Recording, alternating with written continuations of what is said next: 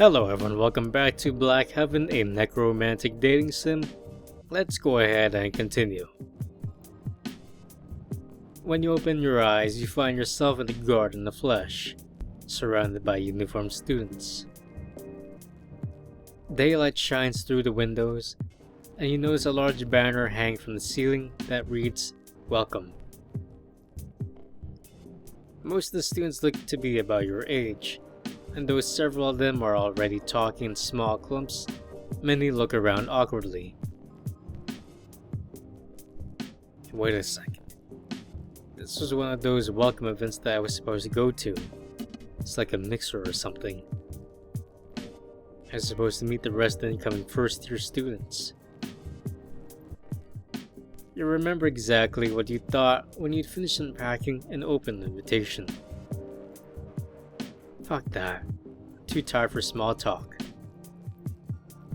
You look around and recognize some of the faces from your courses, but others are new. You wander around the chamber, looking up at the models as you pass. Finally, you spot Lisa's red hair a few dozen feet away. You walk closer and see that she's speaking to another familiar face.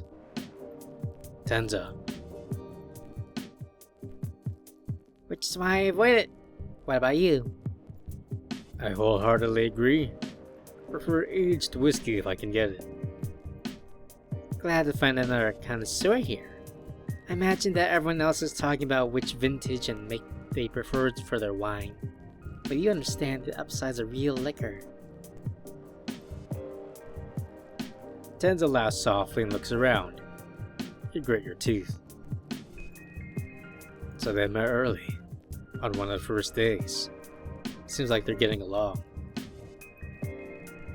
I've heard that there's a few famous names here. The Torres, Rarigan, and Nuzon families all managed to get heirs into this year's admissions. Oh yeah? Should we guess who's who? I guess it's bad manners to go up and ask everyone their family name. Tenza gestures with his wine glass at the cluster of about a dozen people. You don't have to, just follow the crowd. Come with me then. Lise begins walking toward the group, brushing her hair over her shoulder as she walks. Tenza walks beside her, and you follow in their wake. The two of them join the circle of people, most of whom are listening intently to one of the girls speak. She has black hair woven into those loose braids that seem to curl around her head like a tiara, and she wears pearl earrings and a diamond necklace. There are always exceptions. My riding horse is a thoroughbred, but quarter horses in general are easy to train. You stand close to Lise and watch her fold her arms and look around the circle. Her eyes are bright, almost predatory, like she's checking everyone for openings. You recognize that look. It's the same look you used to see in other hustlers and con men in Senkaku. She's reading the room, seeing who's bored and who's listening, figuring out how she can insert herself into the conversation. Another girl speaks up. One with high cheekbones and blonde hair that's so light-colored, it almost looks white. You see a family signet ring on her finger. I'll agree, with one caveat. Females can have quite domineering temperaments. Still, I prefer them when it comes to polo. My Palomino hasn't deserted me once in 3 years, not when I counted. You see Tenza lean over and whisper in Lisa's ear. The dark-haired one is from the Torreses, and the blonde one is the Nuzon heir. I see. Aren't the Torreses the one in the shipping fleet, and the Nuzon family owns the diamond mines? Yes, both of their mothers are countesses, if I recall. Lise nods and raises her glass, as if toasting the Nuzon girl. The girl notices her and toasts back, but gives a quizzical look. Palomino's are a favorite of mine too, but I think Appaloosas are the most beautiful of all. The girl nods, still looking uncertain. I'm sorry, but I don't think we've been introduced to you or your friend. Tenza draws himself up to his full height to introduce himself, but Lise cuts him off. Lise Bouveau. And this is Tenza Arasar. The girl's face registers Tenza's last name and she smiles. Good to have an Arasar here. My family has good dealings with yours. And the horses? The Wuzon girl frowns. Oh, they misspelled it. You'll have to excuse me. What about the horses? I don't follow. Let me go back up. Take a screenshot of that and I'll just report it to the guy. Where'd you get your horses for polo? Your Palomino? Oh. We have a breeder in the Highlands. I think their name is Ruralis. Lise bursts out laughing, but immediately covers her mouth and recovers her composure. However, everyone in the circle has stopped talking and is now looking at her. Verilis? I forgot people still buy stock from them. You see the girl's frown deepen and take on a hint of distaste. My whole family buys horses from them. They're the most prestigious breeders in the region. Maybe for coach horses, but they're sports stock? No. No. They've been in decline for years, ever since they lost their big stud. What was his name? Lise turns to Tenza and rubs her chin. Large Jaren, Big Jarny, do you remember? One of the other members of the circle, a short guy with glasses, raises a finger. Big Jarman, the racehorse. Lise points at the guy and smiles. Yes, Big Jarman. He was the best, but that was 50 years ago.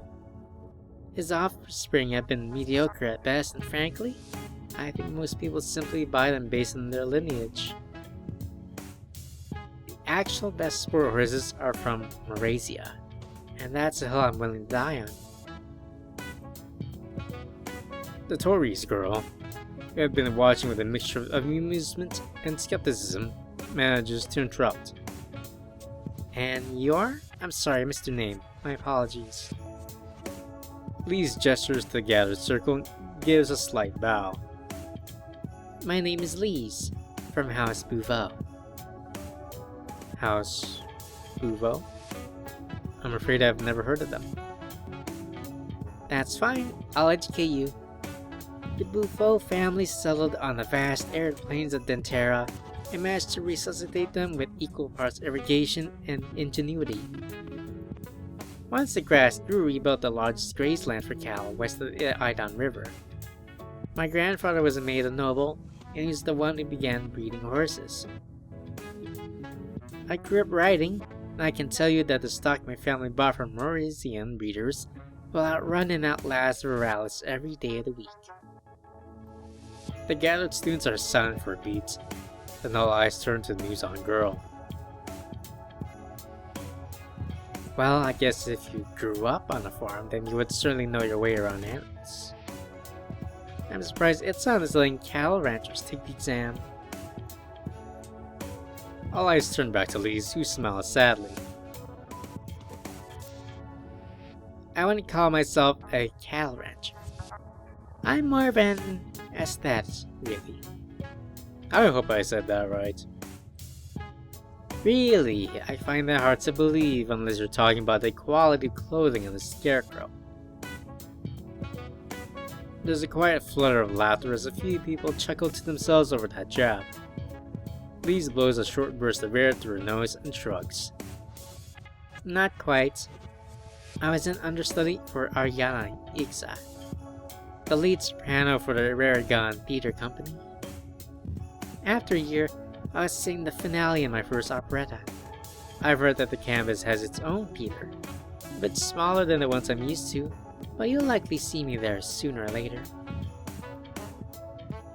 Oh, and as for the exam, a perfect score on the surgery portion. If you'd like, I can fix that little overbite for you. The Luzon girl grits her teeth, but turns it into a grimacing smile. I'll just follow a scent of cow dung and crass ambition then. The crowd looks at one another with raised brows, and someone gives a choking, incredulous laugh. Lise, however, grins and crosses her arms again. Going out too? I'll likely be in the playbill, and though I spent plenty of time around shit, I haven't seen it flung quite as viciously as it is here at its own. Maybe it's because my father's likely the one putting the steaks on your table, but you won't be able to tell, would you? I imagine you like the taste to tell it apart from horse flank. The gathered students break into disbelieving laughter at Lisa's fusillade of insults. But the Torres girl steps slightly in front of her friend, who seems to be preparing a response. Let's be civil here. Trading bars is an entertaining diversion, so let's not ruin the fun. I think they finally set out on the hors d'oeuvres, so let's see what the quality of the cooking is at the academy. The group begins to disperse and head to a table covered in white cloth, which is set with several platters of food. Lisa and Tenta follow, grabbing small white plates and standing in a short line. Several of the people ahead of them shoot glances back at Lise, whispering to one another with their hands cupped over their mouths. That was rather impressive, I have to admit. He made her friend step in just to save her from further embarrassment. Thank you. If she hadn't stepped in, the Nuzan girl would likely be running back to her dorm in tears. I'll make a note not to get on the wrong side of that sharp tongue. Good. And by the way, Lise gently brushes some dust off Tenza's sleeve with the back of her hand. There's a right side of this tongue too. Tenza chuckles to himself. You are shameless, Lise. There's worse things to be. Here we go. Lise arrives at the front of the line and starts to pick out vegetables and a piece of crab for her plate. She takes a neat glass of wine from the rows next to the platters and steps away from the table, looking to see where the rest of the old group end up. You see that most of the students are broken off into smaller groups of 4 or 5, with Torres and Nuzan girl forming their own small circle of 5 a short distance away. Tenza walks up next to Lise and scans the room. Who will you harass next, I wonder? Harass? Enrich. These little socialites crave entertainment. I know I do. Lise strides over to the largest group you can see and joins the circle of students, with Tenza close behind. You follow them and take your usual place next to Lise. The conversation at hand is apparently about vacations, where people have been, who they went with, and what they saw. You vaguely recognize the names of the places mentioned. They're all luxurious parts of the world you only associate with gambling. Lise stays politely quiet, nodding along and laughing at the right times, but you notice several eyes lingering on her. They're waiting for her to say something. They expect it. Finally, someone finishes speaking and looks over at her. I wonder. Lise, right? I wonder what your thoughts are on Kilkaran. Lise perks up and smiles, holding up a finger to wait as she finishes chewing on a bite of crab cake. It takes a bit longer than expected, and the group chuckles as she rolls her eyes in mock exasperation at her own chewing. Finally, she swallows. Well, I'm glad you asked, actually. I've been to the island a few times, and during every single outing, I had the same thought. Who wants to swim in these beautiful pools surrounded by 100 other people? I mean, half the point of going is to be seen there. It's gotten so ridiculous that everyone and their grandmother has scheduled a trip 2 years in advance. There's a ripple of laughter and knowing nods. And the people. If they're not 70-year-old clerks retired from the service, they're screaming adolescents kicking sand in everyone's faces. It's beautiful, don't get me wrong, but the prospect of lying out on the beach with barely enough elbow room to reach for my drink I think it's past its prime. There's a communal as Lisa's final judgment is passed. She turns to Tenza and raises one eyebrow. What do you think, Tenza? Tenza shrugs and sighs. I'd have to agree. 4 or 5 years ago, Occult had half the visitors that's now. And they were. Tenza makes a ring with his thumb and forefinger, and curling his other fingers so they're slightly splayed. Of a different quality. No, I don't think he'd pay me to go. It's changed. Another round of nodding heads and quiet sounds. I will say, back when it was less crowded, Kelkaran certainly lived up to its reputation. Has anyone heard of Bridge Night? The others look at one another, and a few people shake their heads. They're already smiling, as if they already know that whatever Lee says next will be entertaining. Well, the bridge was a little tradition started by some debauched scion from the eastern continent. Apparently he brought a legion of servants with him to kill Karan when he visited. And he was infamous for partying all night, all the way to sunrise. As soon as the hangover wore off, he'd go right back to partying. But, unfortunately for him, he and his friends drank so much that they actually ran the island dry. After 4 days, not a single bottle was left.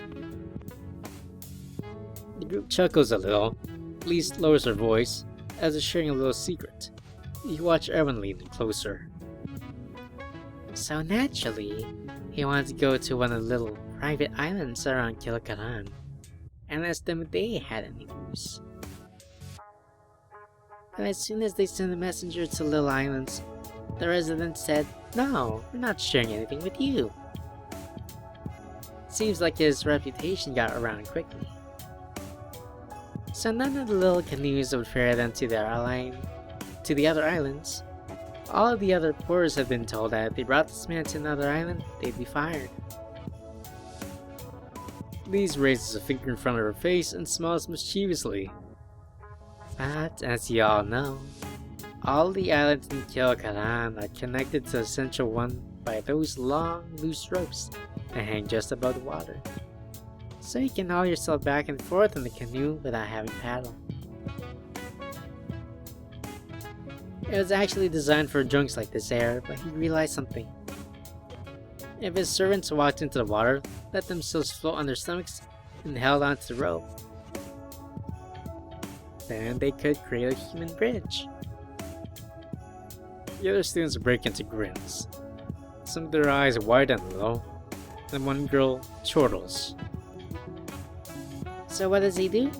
This noble boy sits around until dark, waits for the waves to get quiet, gets 66 of his servants to meet the bridge, and then walks on their backs to another island.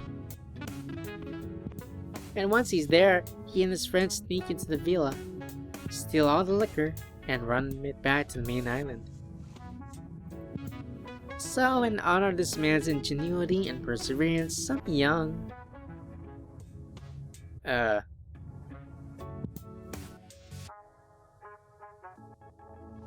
Okay. Machinalians, we'll call them, celebrate every year by getting naked and making the bridge again. The whole group bursts into scandalized laughter, covering their mouths as they do. And whoever manages to make it all the way across without falling in the water is named King or Queen for the evening. What does this king or queen get as a reward? Whatever they want, really. Everyone on the bridge has to be at their back and call for the night. It is the only time I've ever seen well-bred heirs and searchlights allow themselves to be treated as servants, or worse. Lise leans in and raises an eyebrow to accentuate the last part. Did you ever participate? Me? Of course. I did my shit as a plank in a bridge, and I tried my hand at making the crossing. Let me tell you, walking across 60 slippery bodies at night is a lot harder than when you've had a few drinks. By this point, you notice about half a dozen more people drifting over to Lisa's circle of people, attracted by the ruckus. So did you make it across? Unfortunately, no. They tell you to rub sand on the soles of your feet to give you better grip, but all my sand were halfway across. I didn't make it, but I was there to see we did. I don't remember his name, but he was a wiry little one. I found out later that he was a fencer, so he knew just how to distribute his weight. The group nods and chuckles, shaking their head. What did he do with his new power as king? Lise glances around as if looking for eavesdroppers. I don't think I can sing polite company. Lise raises the back of her hand to the side of her mouth and whispers. Suffice to say, he was exhausted by sunrise. Some members of the group giggle while others bite their lips and exchange looks. But that was years ago. I expect Bridge Night has been banned by now, if only to keep a bunch of drunkards from trying it and winding up dead. I'm sure Itzon has its own share of recreation, but I will miss those days. Lise glances around at the group, which has swollen to almost 20 people. Speaking of which, does anyone know of any good bars on the campus? I heard there are quite a few for thirsty scholars, and this little party seems like it could be moved elsewhere. Drinks will be on me, and you're all invited, of course. One of the guys speaks out with a few recommendations, but is quickly interrupted by a girl who suggests a few others. Soon, most of the group is embroiled in an argument over the places with the best reputations, what types of drinks are the best, and whether a bar show that music. Lise surveys the faces in the circle with bright eyes, soaking it all in. She looks over at Tenza and grins. What about you? Recommendations? Tenza chuckles nervously and rubs his arm. I've heard the Cock and Bull is reputable, tasteful and relatively quiet, but I haven't been there yet. Well, let's try it out. Let me just get everyone's attention. Tenza puts one hand on Lisa's wrist to stop her. Before you do, are we inviting the Tories and New Zealand families? Lise looks over at the girls, who are still speaking with a small group of about 5 people. You notice them casting annoying looks in Lisa's direction. Lise giggles to herself and raises her glass through them. The Tories girl, yes. The New Zealand one, no. Let's see how she likes drinking alone. You're rather merciless. You have to be if you want to swim the big fish. What? Do I scare you? No. It's refreshing. Quite refreshing. But I'm curious. What are you planning for the rest of the evening? At the bar? Nothing comes to mind. Maybe you and I could find a place to discuss our imminent conquest of Itzon's social life. Our? I have some friends on campus who arrived a few years before us. I've been keeping in touch through letters, but mostly friends are friends. I'm told that they have a finger on the pulse of the campus, the fashions, the people, and the rumors. Lise gives Tenza a bright smile. Oops, a brilliant smile. You know just what to say. Smell the scent of rotting flesh and the harsh tang of preservatives. You hear soft murmurs and find yourself back at Nizam's classroom. Damn, this music's a little fucked up. Each of the tables has a carcass of deer set on it, and you realize where you are. Your first day of anatomy. Izam hands you an apron, a pair of cloth gloves, and a porcelain mask to secure around your mouth. When you start to put them on, you realize that you're not controlling your body. Something else is moving your arms. Then you notice freckles on the backs of your hands, and red hair hang on the edges of your vision. Am I in Lisa's body? Your head tilts down, albeit not by your will. You see your fingertips adjust the collar of your shirt, which is unbuttoned just enough to show an inch of cleavage. Yep, Lise. Lise glances around the room, and you spot yourself standing against the wall with the other students. After a few minutes, Izam addresses all of you. The human body is a wondrous and complicated thing. More complex than any clock and more elegant than any work of art. Each organ has its place in the body, and every part of the body relies on another. Today, you'll continue expanding your knowledge on anatomy through hands-on practice, the tools of surgery. I expect that all of you are familiar with the structures of the body, the fragility of our membranes, the strength of certain organs to the piercing of a blade. Lee stares down at her feet, bouncing her head back and forth. God, just get to the point. We're dissecting deer here, not sculpting people from marble blocks. Is that? She didn't say that out loud. I think I can hear her thoughts. 12 deer, 24 students. We'll have partners. Ha! I hope I get a lazy one, or a pushover, so I can do all the work. Otherwise, I'll just share a chest cavity with them, and that's just a recipe for disaster. Izam points at Lise and looks down at the paper in his hand. Initiate Bouveau. He'll be working with Initiate Zini. Lise steps away from the wall and looks over at the other Uzo. I don't remember his face on the welcome event. I don't think he was at the bar either. I guess I'll just start from scratch with him. Lise walks over to the table and starts looking over the tools. Next to her, your double stands there stiffly and listens to Izam give instructions. Well, that's kinda cool. We're just looking at ourselves through Lisa's eyes and we're inside her body and now we can hear all the shit talk she's gonna say about us. We look like a delinquent.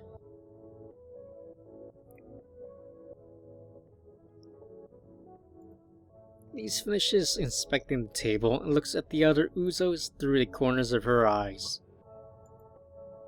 His hair makes him look like he's a gambler or something, and he looks like he's pissed about something. Well, I'm not waiting for this instructor guy to stop. Might as well take what I can get. Lise picks up a small, short knife from the table, places one hand on the stomach of the deer, and makes a quick, clean incision on the deer's stomach. The deer's muscles are laid bare, and Lise begins making lines of short, precise cuts where the different muscle groups connect. Your double leans over to whisper in your ear. What are you doing? We're supposed to wait until he... That's boring. I already know all this stuff. Here, hold this. She hands him the knife, stained with congealed blood and a yellowish fluid. She then picks up a stack of wooden trays and spreads them across the open table. I'm gonna remove the heart. I want to see the little chambers and flaps. Initiate Bouveau, is there a problem with your specimen? Shit! No, we're good. It's good, dear. Then I would appreciate it if you refrained from speaking while I'm speaking. Oh, yeah, sure, sorry. As Izam goes, Lise fidgets impatiently with the tools laid out in front of her.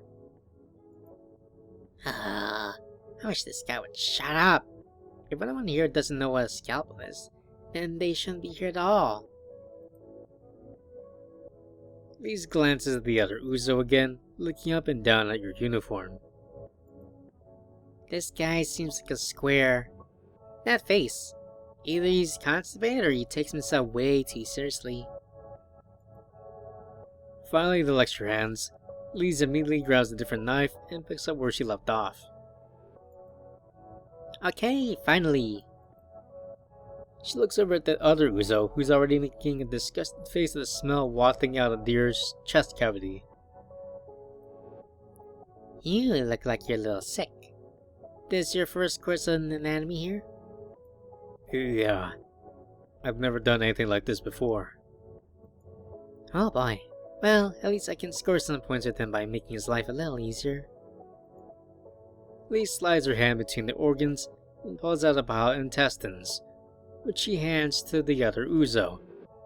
He immediately drops them on one of the trays. Totally green, huh? Not so. Once you get over the blood and stuff, it's easy. I've heard that once we're fifth-year students, we gotta start working on our own bodies. I've always wanted to be a little taller. Isn't messing with your own body kind of dangerous? Lise deftly separates the organs from one another and severs the arteries connected to the heart, one at a time. What's this guy here? For if not, he's excited to start modifying his own body. Only if you don't know what you're doing. What was your name again? Oh, right, sorry. Crap, I missed my introduction. Oh well. Lise sets the heart on a tray and swings her head to get all of her hair behind her shoulder again, then reaches out with her gore-covered glove. You can call me Lise. What's your name? I'm Uzo. Nice to meet ya. I'm starting artificial vessels for the soul here. I'm guessing you know a lot about surgery and stuff, huh? Yep. Spent a lot of time studying anatomy before I got here. I heard the students here were really serious, but it seems like most of them don't like to get their hands dirty. He doesn't talk like the other students. Sounds like a bartender or something.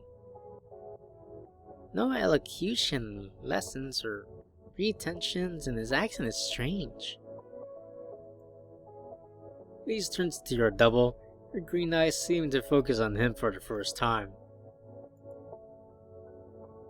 Maybe there's more to this guy than I thought. Time to put a little hook in him. What about you? Do you care about getting your hands dirty? Doesn't bother me. Lise giggles and lifts the hem of her school jacket, exposing her bare, freckled hip. A row of stitches runs across the skin, just above her kidney. Me neither. Alright, that should start some wheel spinning in his head. Time to get this dissection over with. She starts to slice open the deer heart, her knife following the contours of the muscles. You want to just put your hand right here? Lise guides the other Uzo's hand so that it's gripping half of the heart. He holds it steady as he works, and soon the entire organ is laid out like a peeled orange.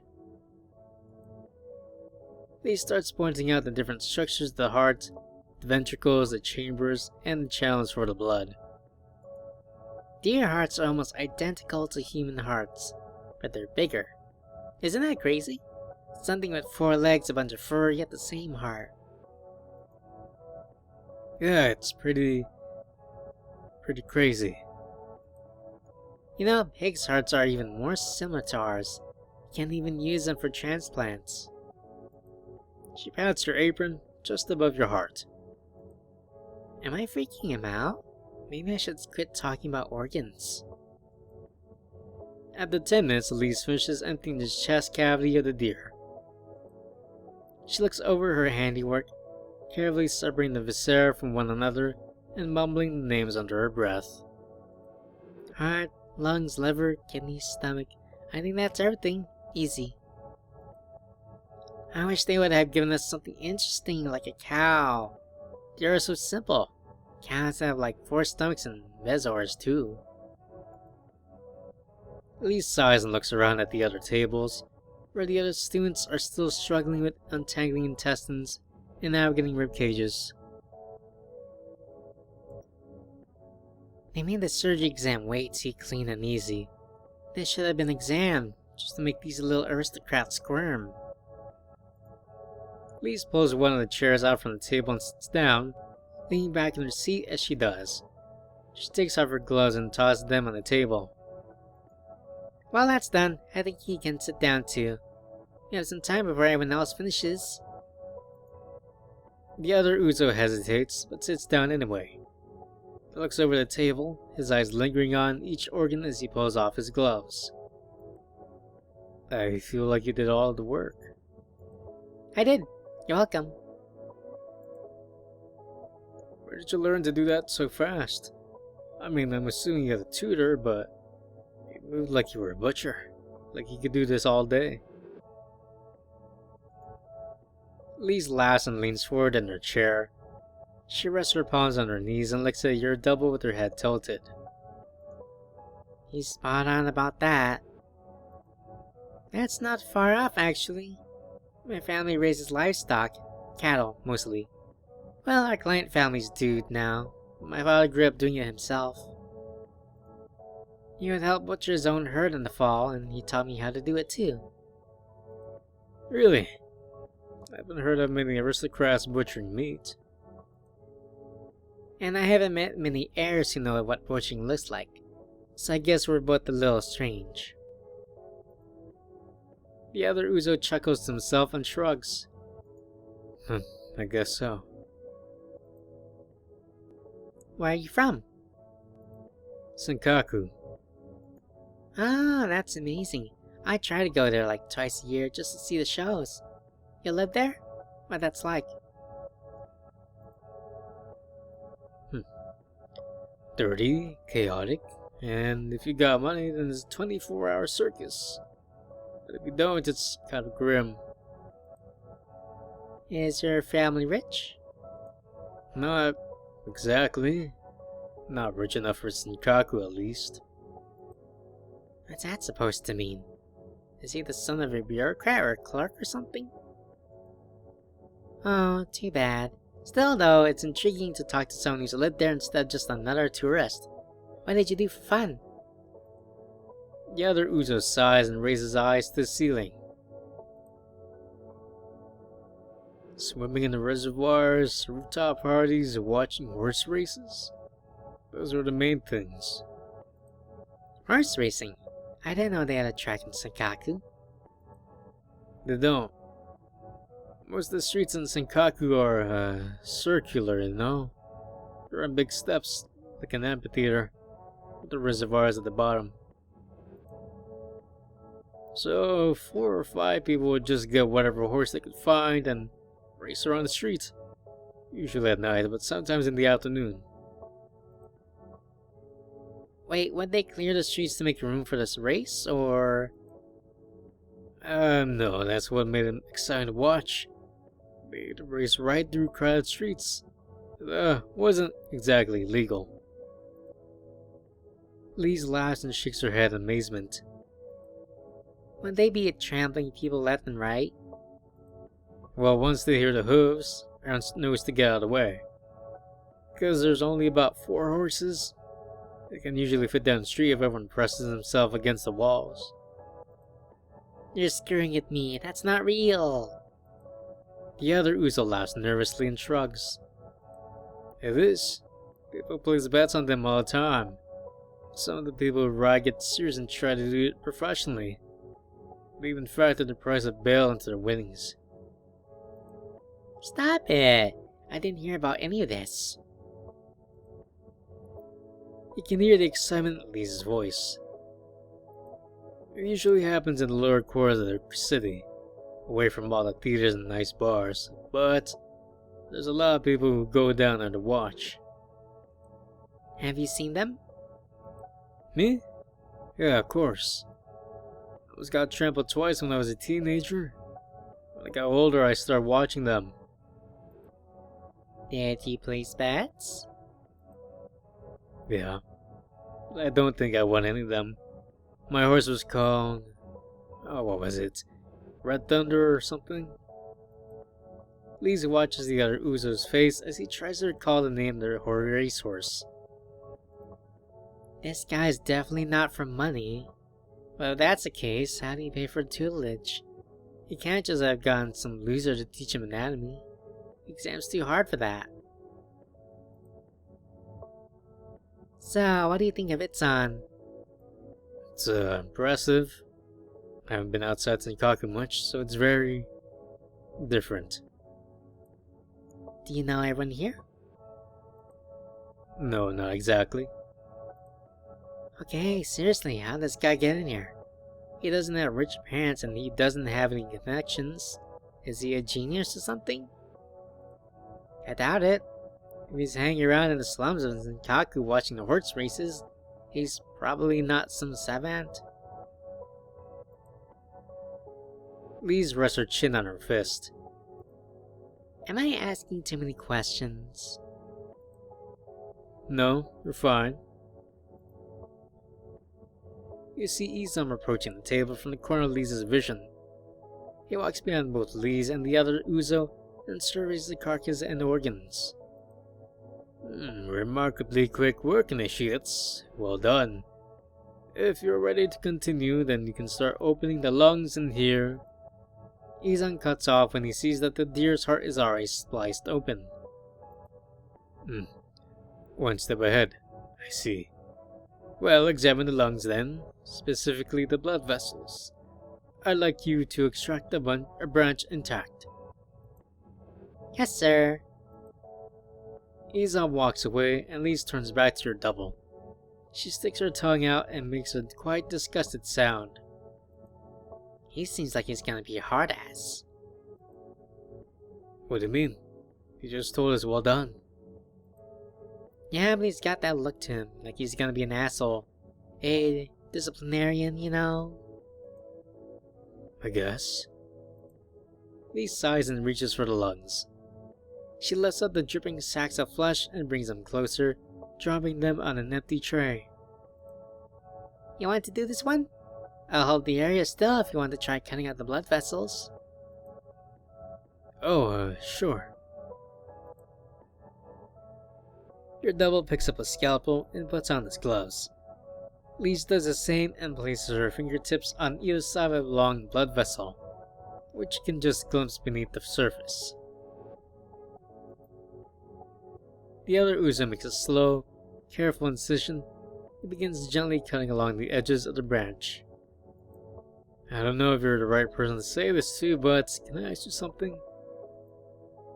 Oh, what's he curious about? Depends on what it is. How much of this place is a university? And how much of it is a social club? Lise laughs and looks at your double, whose eyes are fixed on the lung. His eyes flash up to meet her gaze for a moment. Come on, where did they find this guy? In my opinion, 46, in favor of social club. That's what I was afraid of. Really? Most people know that going in. Yeah, well, I'm here to do my time, do the work, and get my immortality. So you don't want to have any fun? The other Uzo glances up from his work and frowns. I'm betting you fall on the 60 side, huh? Lise gives a mock gasp, as if she's offended. How could you tell? Well, I was hoping I was wrong. You always know what you're doing with your surgery. Your double goes back to making his tiny incision. Lise keeps her gaze on his face, like she's hoping he'll raise it again. So I've disappointed you. I wouldn't say that. What would you say? I'd say you're distracting me from these incisions. Wow, he's so rude. The moment I say I like to have a little fun, he turns ice cold. Well, I answered your question. Can I ask you one? The other Uzo sighs and keeps working. Not right now, trying to focus. He scoffs and leans in closer, speaking in a low voice that only your double can hear. Alright, here's a question anyway. Why are you being so rude? Because you're not worth my time. Excuse me? The other Uzo turns away from the lung to face Elise.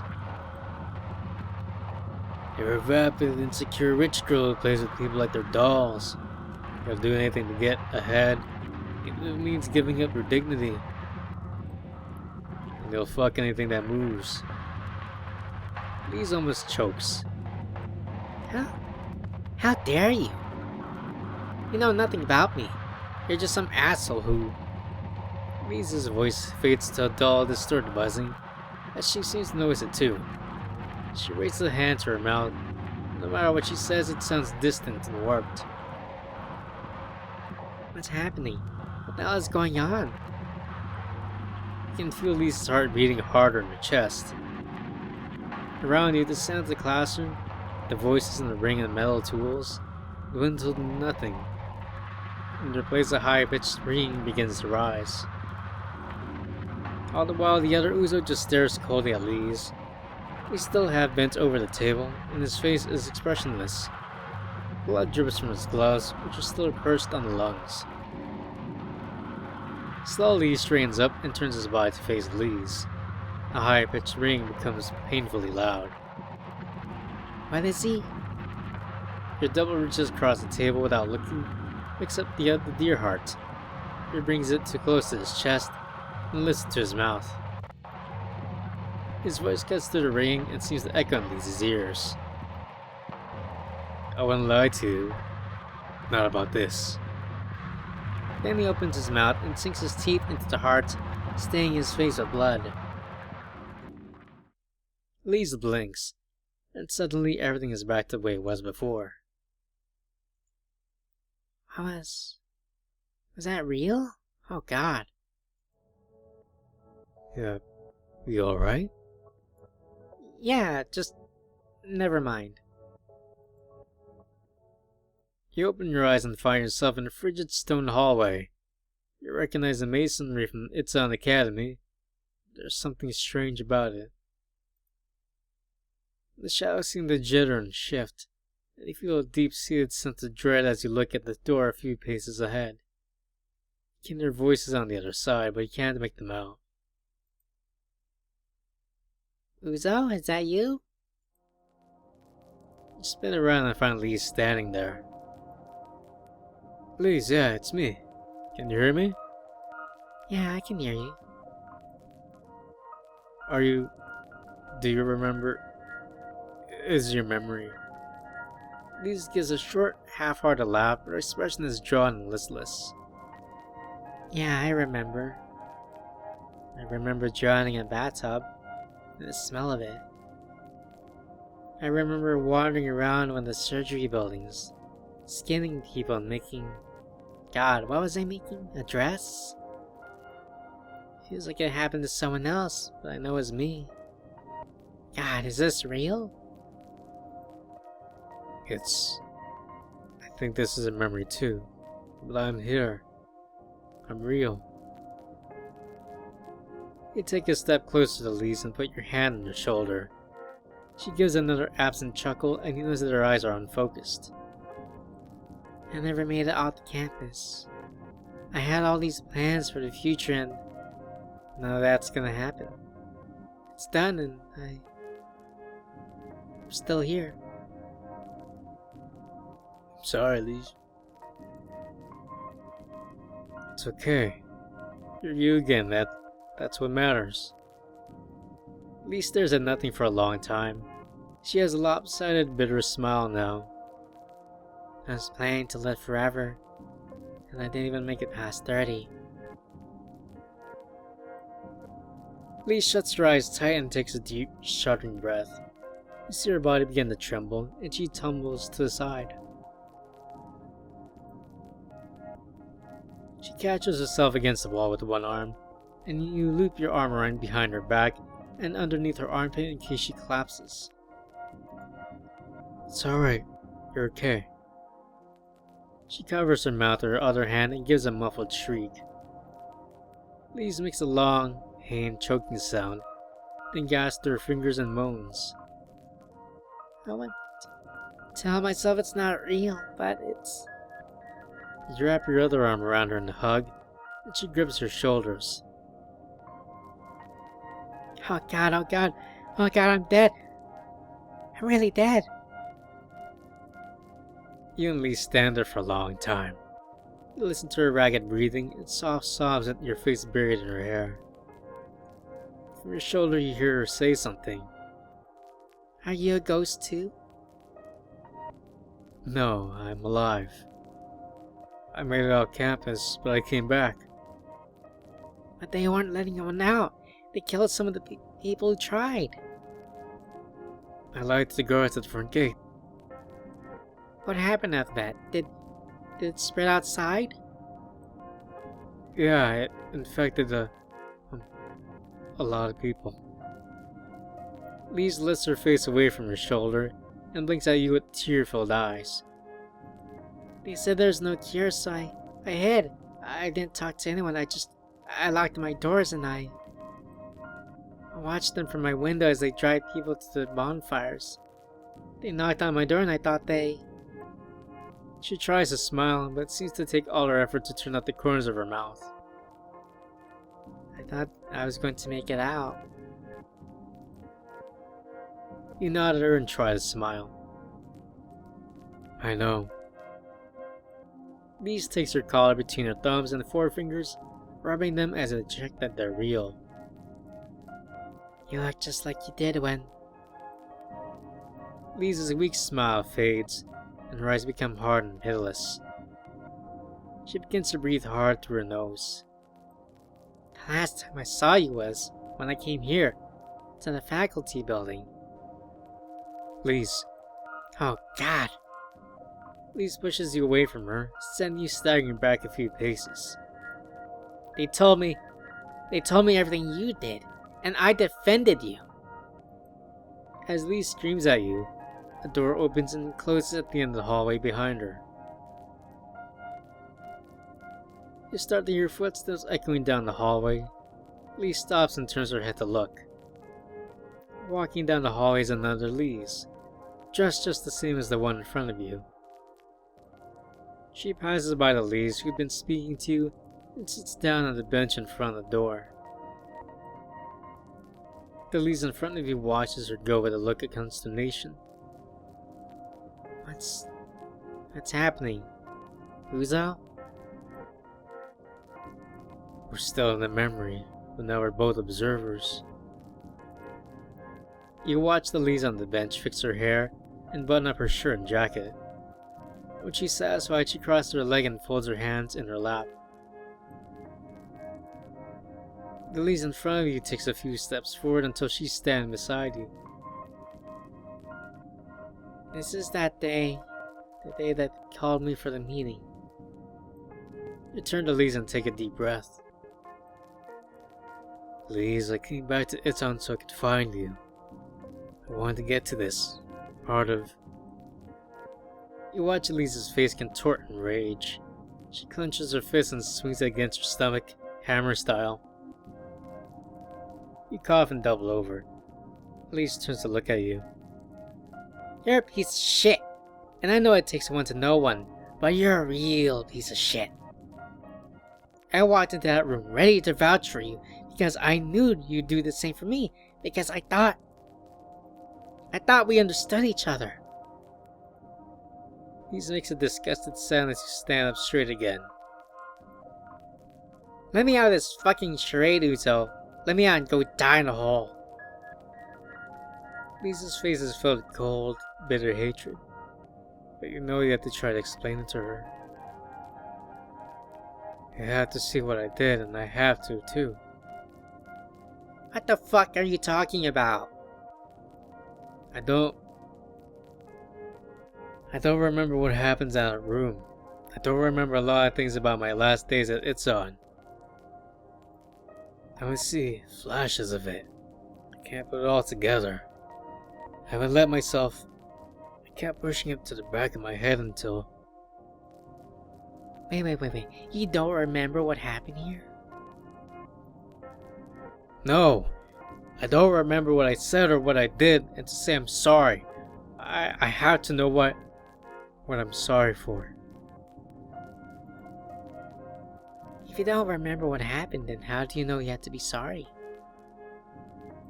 I can't explain it. It's like my head is broken into pieces, and some part of me is keeping the rest of me from putting it all together. I just feel this heavy, unbearable feeling that I did something terrible, and you're a part of it. Lee's laughs, and this time it's shrill and disbelieving. Are you serious? I can tell you right now what you did. No, it's better if we... The door in front of the bench is open, and you hear a voice. Monsieur Bouveau, we're ready for you. The other Lise rises from the bench and flashes a smile. She walks to the doorway and disappears as the door shuts behind her. The Lise in front of you crosses her arms. Better if we what? If we remember it from the beginning. Fine. Let's go in. Lisa walks over to the door and grips the knob, and you follow.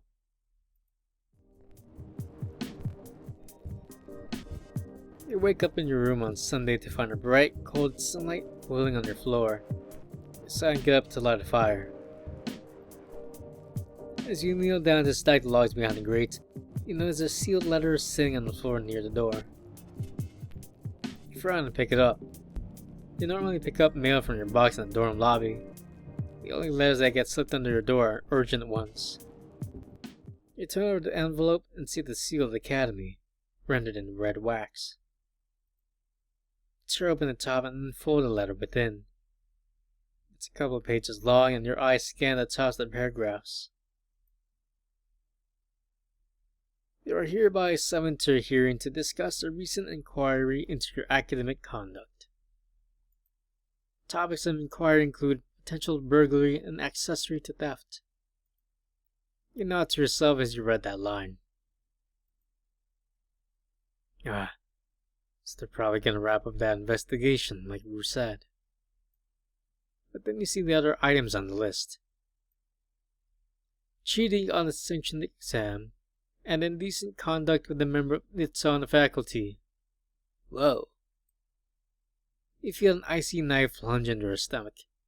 Dread fills you like cold water, and your throat tightens. Oh God.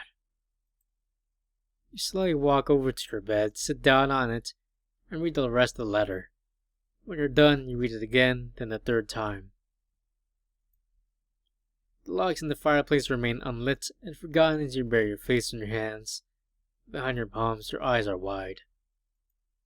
You stare at the floor between your fingers and whisper to yourself. Oh God, oh God.